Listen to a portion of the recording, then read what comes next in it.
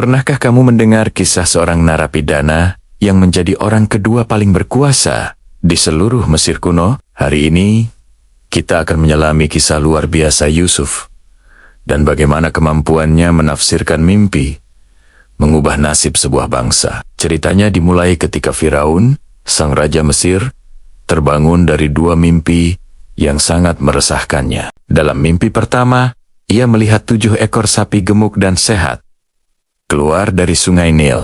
Lalu disusul 7 ekor sapi kurus yang kemudian memakan sapi-sapi gemuk itu. Di mimpi kedua, ia melihat 7 bulir gandum yang berisi dan baik. Lalu muncul 7 bulir gandum lain yang kurus dan layu, yang menelan bulir-bulir yang sehat. Firaun sangat gelisah. Ia memanggil semua orang bijak dan ahli sihir di Mesir, tapi tak seorang pun bisa menjelaskan arti mimpinya. Di tengah kebingungan istana, seorang juru minuman Firaun teringat pada seorang pemuda Ibrani yang pernah ia temui di penjara. Seorang pemuda bernama Yusuf yang dulu berhasil menafsirkan mimpinya dengan akurat. Yusuf pun segera dipanggil dari penjara untuk menghadap Firaun. Dengan rendah hati, Yusuf berkata bahwa bukan dia yang menafsirkan mimpi, melainkan Tuhanlah yang akan memberikan jawabannya melalui dia. Yusuf kemudian menjelaskan bahwa kedua mimpi Firaun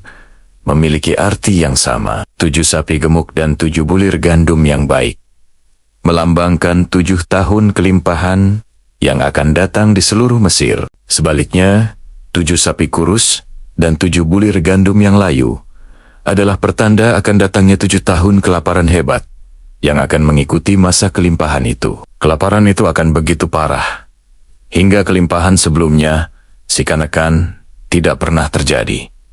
Yusuf tidak berhenti di situ. Ia juga memberikan nasihat yang bijaksana kepada Firaun. Ia menyarankan agar Firaun memilih seorang yang bijaksana untuk mengawasi pengumpulan 1/5 dari hasil panen selama 7 tahun kelimpahan. Makanan itu harus disimpan di lumbung-lumbung sebagai persediaan untuk menghadapi 7 tahun masa kelaparan. Firaun sangat terkesan dengan hikmat dan roh Tuhan yang ada pada Yusuf. Ia pun mengangkat Yusuf menjadi penguasa atas seluruh Mesir, orang kedua setelah Firaun sendiri. Kisah ini mengajarkan kita tentang bagaimana Tuhan dapat memakai siapa saja, bahkan dari tempat terendah sekalipun, untuk melakukan renkanania yang besar.